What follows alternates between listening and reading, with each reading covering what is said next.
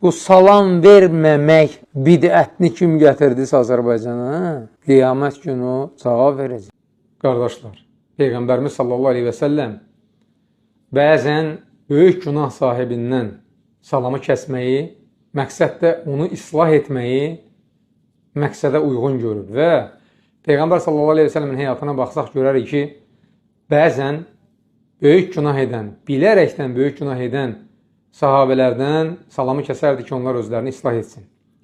Amma çox vaxt bilməyib günah edən sahabələrinə sadəcə olaraq nəsihət etməklə kifayətlənər və onlardan salamı kəsməzdi. Bundan da alimlər nə nəticə çıxarır? Nəticə çıxarırlar ki, o adam ki, bilərəkdən böyük günah edir, onu islah etmək məqsədi ilə ondan salamı kəsmək vacibdir ki, özünü düzəltsin. Əgər özünü düzəltməsə, onu ifşa etmək vacibdir ki, insanlar ondan, onun şərindən özlərini qorusunlar.